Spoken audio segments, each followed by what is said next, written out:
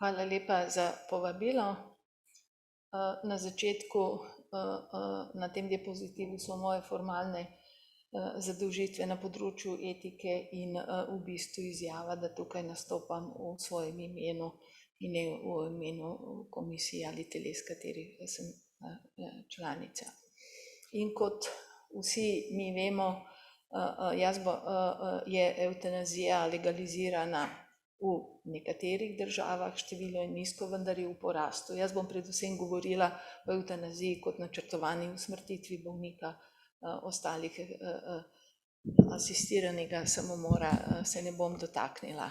Zdravnik je izvajalec usmrtitve bolnikov v večini držav in je tudi predvideno, da v kolikor uveljavlja pri postopku ugovor vesti, da je dolžan v razmeroma kratkem roku bolnika napotiti drugemu zdravniku, ki evtanazijo izvaja. Ali to pomeni posredno sodelovanje pri evtanaziji. Ob našem ugovoru vesti ne smemo spregledati, da ugovor vesti lahko uveljavljajo tudi farmacevti, ki tudi imajo svojo prisego.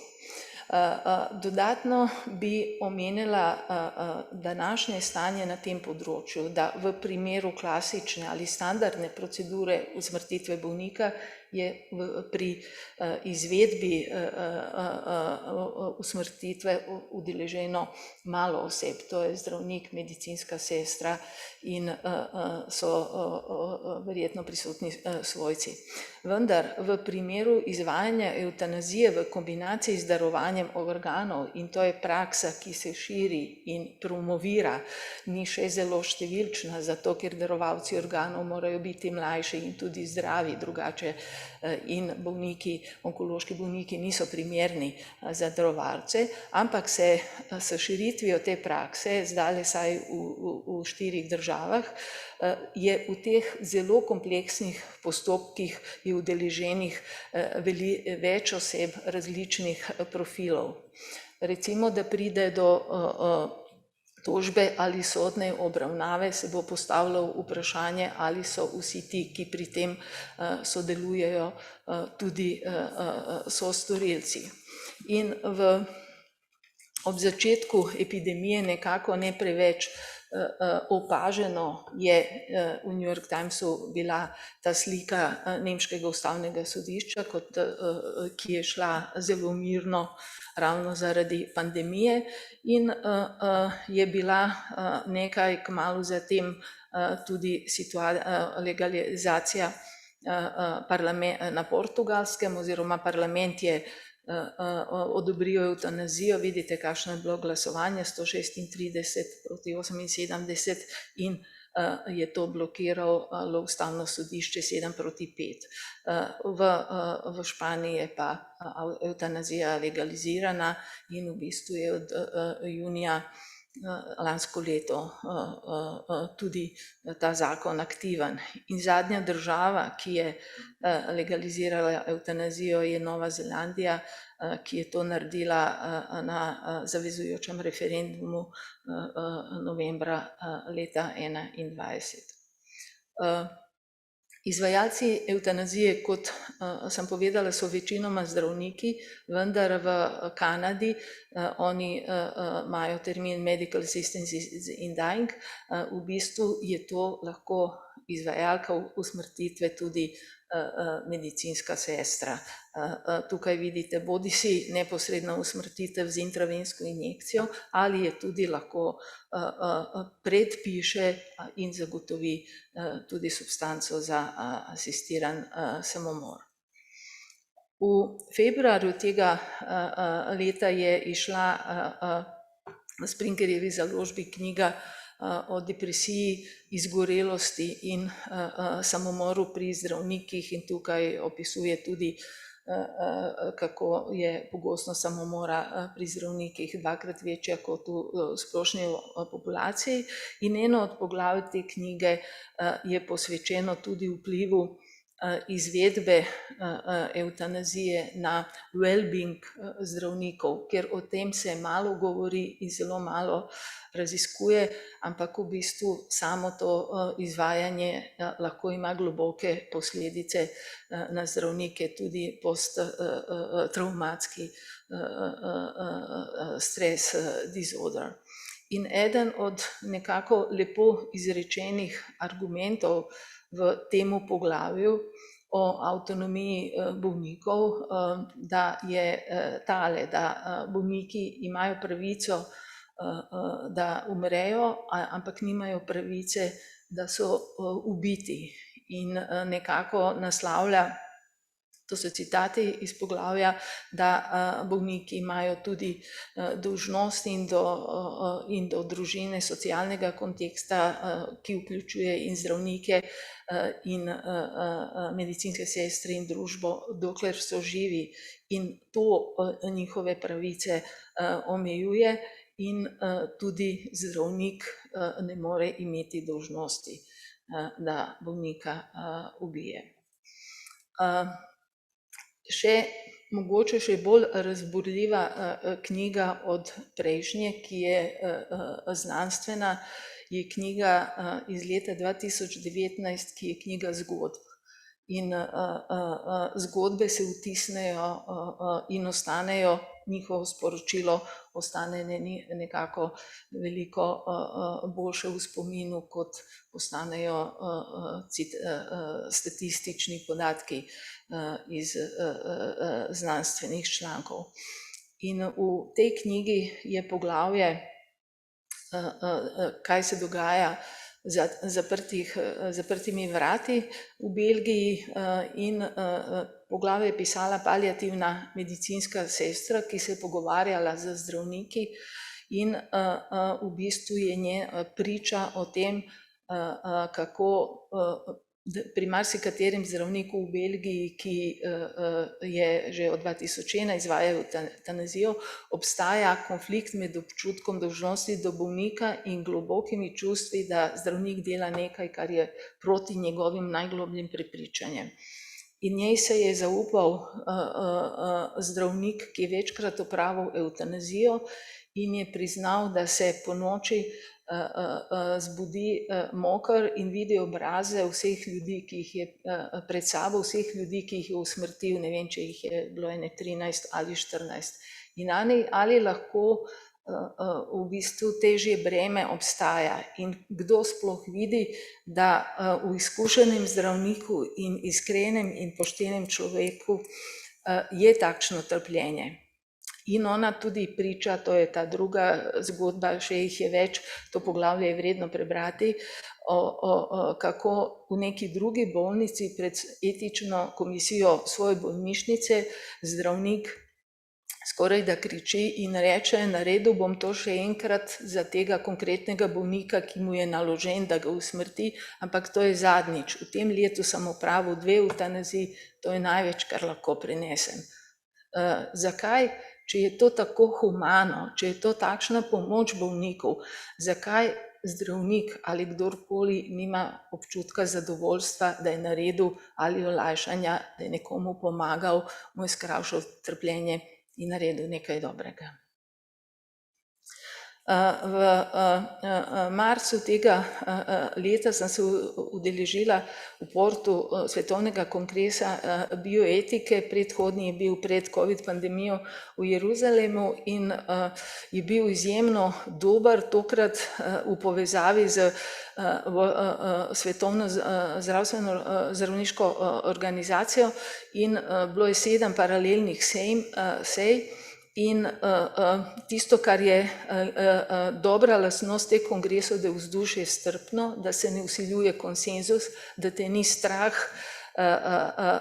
da bo nekdo užaljen, in da v bistvu ta različna mnenja in pristopi plavajo v tej atmosferi in se izražajo, in da lahko se bogatimo in učimo eni od drugega. In na tem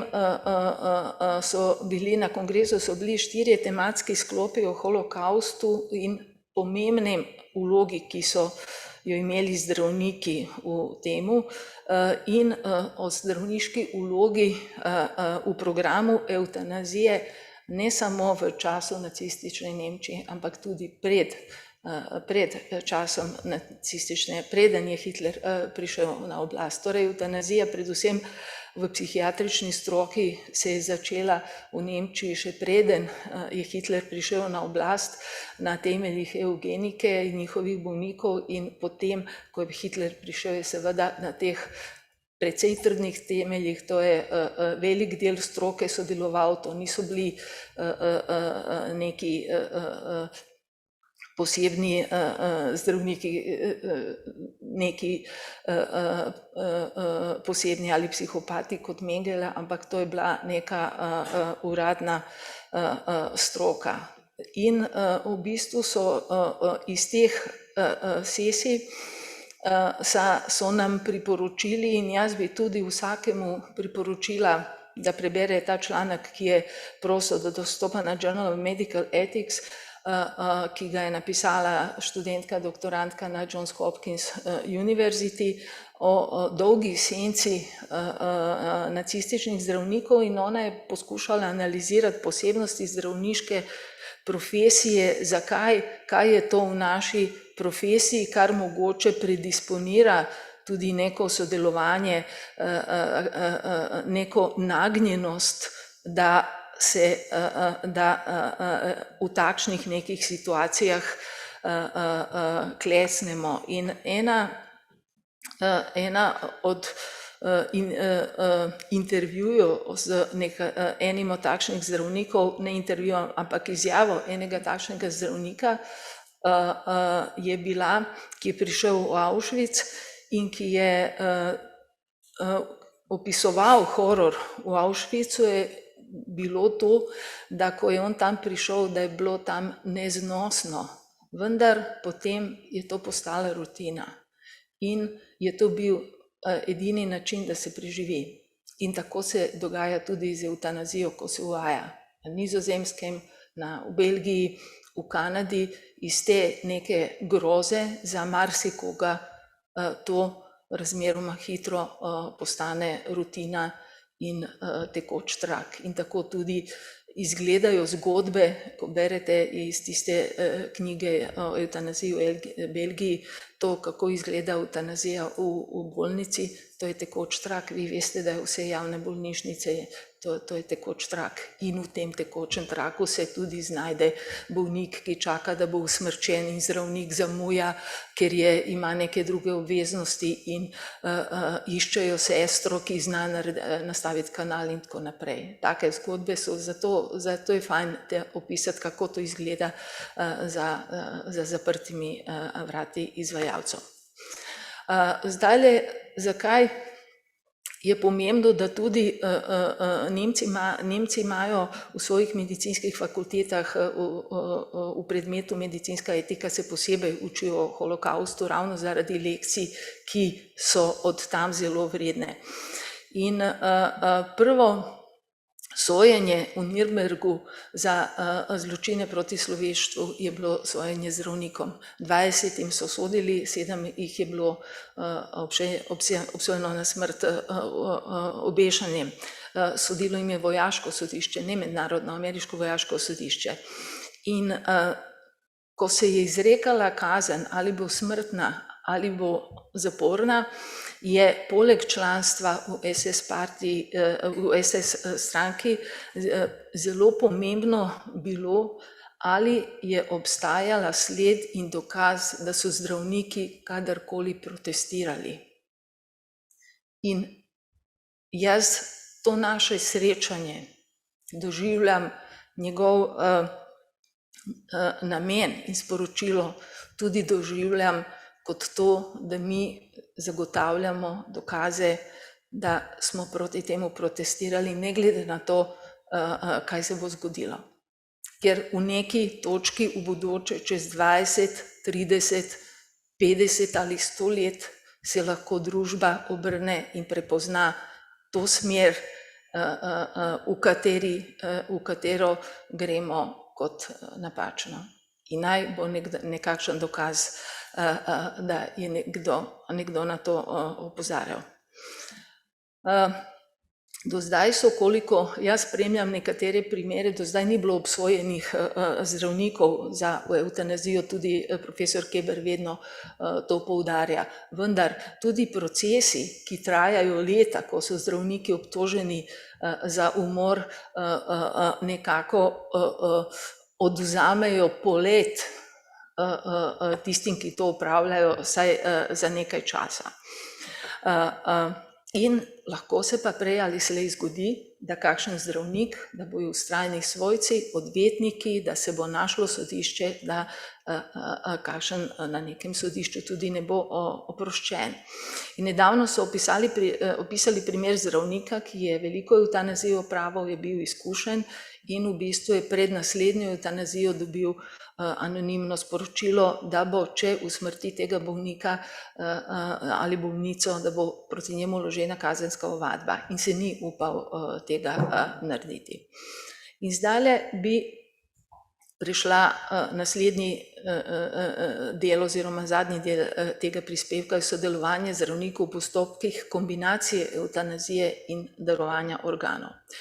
Ta praksa je stara, tukaj je priročnik od leta 2005 se izvaja v Belgiji in na Nizozemskem v bolnišnici, bolnik se usmrti v sobi zraven operacijske, prvo se usmrti, razglasi se smrt, počaka se 5 minut, da se ne bi srce samo začelo utripati in potem se hitro da v operacijsko in se začne z odvzemom organov. Pri transplantaciji se vedno mudi, če se srce ustavi, organi začnejo propadati istega trenutka in tle ni časa za dostojanstvo. In kot vidite še v tem priročniku, oni opozarjajo, da nekateri svojci se želijo prepričati, da je res njihov svojc mrtev, preden odide v operacijsko. Zdaj to izvajajo na državah Beneluxa, potem v Kanadi zelo propagirajo in za mene je nekoliko presenetljivo, da Španija, ki je komaj legalizirala evtanazijo, da je tudi začela odvzemati organe evtanaziranim bolnikom in ponavljam, to morajo biti mlajši in zdravi ljudje.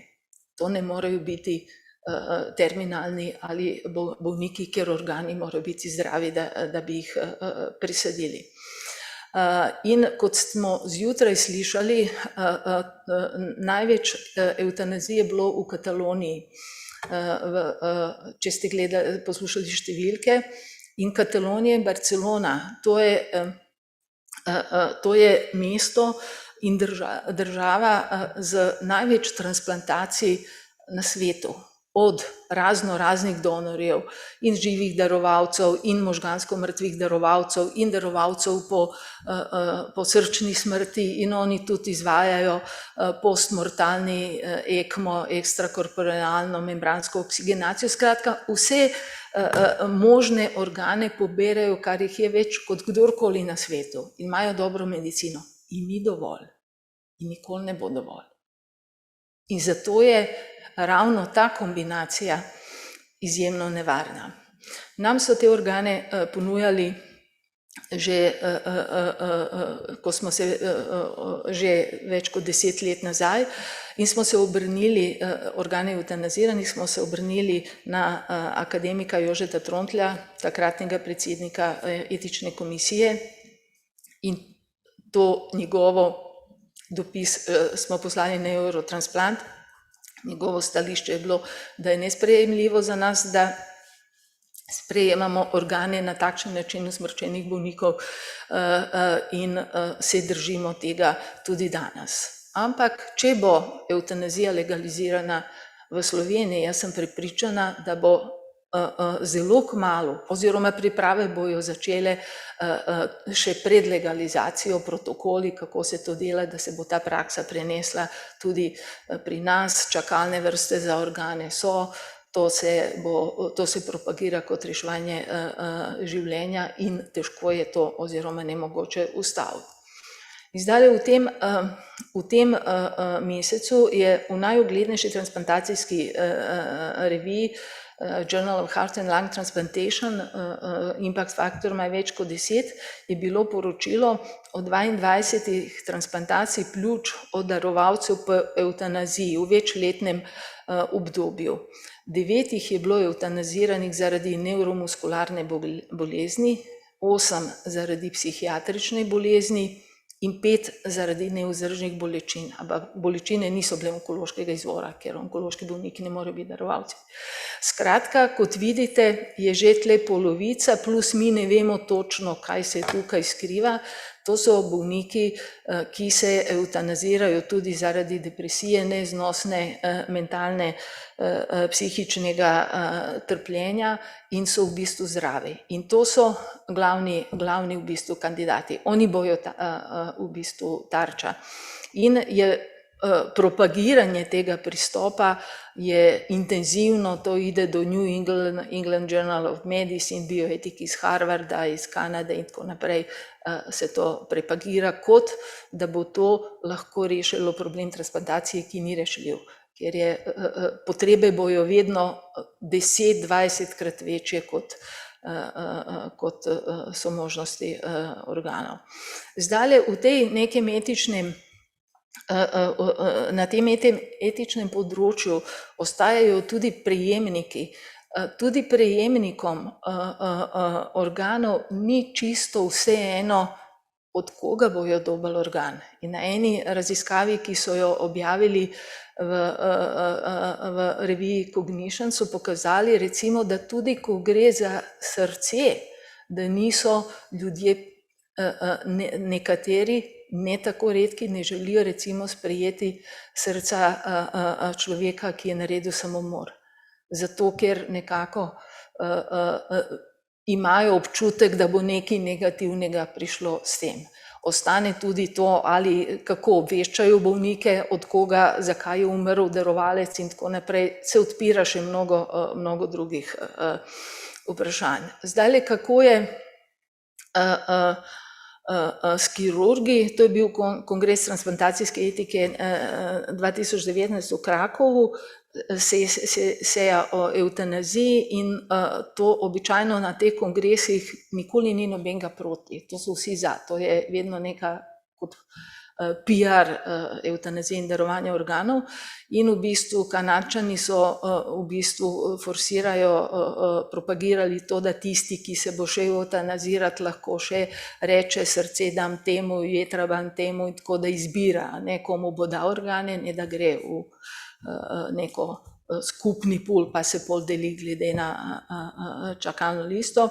Potem je bil kirurg, ki je propagiral, da so kako so dobra ta jetra od takšnih bolnikov in seveda so, to nobene dvomi, to so zelo kontrolirani pogoji, to je bolnik zraven operacijske, timing je dan, prejemniki so pripravljeni, to se vse vnaprej pripravlja in v bistvu je, in jaz sem nekako bila proti na tem kongresu z tezo, da takšni organi lahko ogrozijo zaupanje in da bomo lahko na koncu imeli manj organov razpoložljivih, ker ne bojo dovolili svojci niti možgansko mrtve in ostale.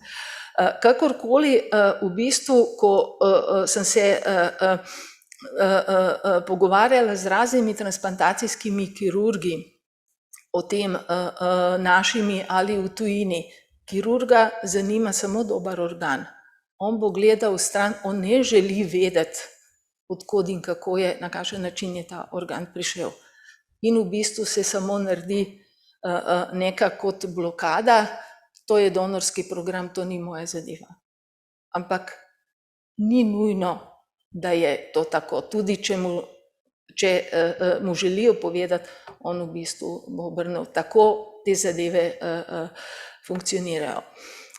Zdajle ena psihologinja, ki je ekspert za področje decision making, slučajno tudi moja sestra, se je s temi zagovorniki pretepala glede tega, ali je možno ločiti odločitev o evtanaziji od odločitve o darovanju organov, ker zagovorniki trdijo, Te odločitve so ločene, mi prvo počakamo, da se nekdo prijavi za evtanazijo, ko je povsem prepričan, mu potem gremo k njemu in on se posebej odloči za darovanje organov. Vendar, tle je v bistvu, ampak ljudje nimajo svoje možgane na pol po predalih, s tem se bom odločil o evtanaziji, čist ločeno bom pa o darovanju organov. In v bistvu nekako je ugovor temu pristopu bil, da bolnik, ki gre skozi evtanazijsko proceduro, je pod velikim situacijskim pritiskom in ko je na vrh tega se doda še darovanje organov, cel ta proces lahko deluje kot commitment device. In s tem, da mi dovolimo kandidatom za evtanazijo, da darujejo organe, mi njim damo še dodatni razlog, da končajo svoje življenje in tako so te dve odločitvi v bistvu nerazdružljivo povezani. Zdajle v tem področju, ali ugovor vesti dovolj zaščiti zdravnika? Ne.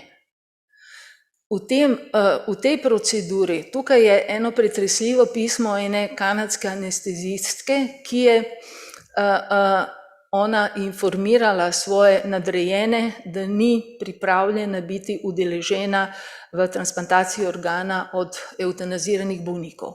In to je velik transplantacijski center v Torontu, eden od mogoče največji za pljuča, tam se naši hodi učiti. In poglejte, kako to izgleda. Oni zdaj diskutirajo, kolegialna diskusija, kakšne ima to implikacije za njo in za ostanek oddelka. Ona je v bistvu na tem, ona je moteča, ona je vsem odveč. V teh kompleksnih procedurah so že vsi involvirani in nekdo, ki uveljavlja ugovor vesti, jih opozarja, da mogoče vsi počnejo nekaj, kar je narobe in v bistvu vse te procedure so tudi sicer zelo težko prebavljive za marsikaterega. Le redki grejo zlakano. To so in številni zdravniki in medicinske sestre in prvo evtanazija, potem pa odvzemi organov, pa transplantacije, vse to gre v nekem zelo kratkem času, se skupaj dogaja. In v bistvu je ugovor njen vesti pomeni, da njena kariera je lahko končana. In toliko, koliko v bistvu, zato jaz nekako računam tudi na pomoč pravnikov pri posameznih primerih naših zdravnikov, ki se bojo čez leto, dve lahko našli v tej situaciji in v tej godlji, da posameznike rešimo, da lahko ta svoj ugovor vesti izpeljemo. In zdajle eno paralelo bi pogledala o avtonomiji, kako nas avtonomija ne zaščiti bolnika, polnoletnega, ki je podpisal neko svojo željo. Pri spremembe spola z velikimi mutilantnimi kirurškimi operacijami so posebno polje v evtanaziji. Zdaj so se pojavili posebno področje v etiki zelo zahtevno. Pojavili so se tisti, ki so spremenili spol in ki to obžalujejo. In oni se zdaj nekako zbirajo, rečejo jim detransitioners ali transgender regretters.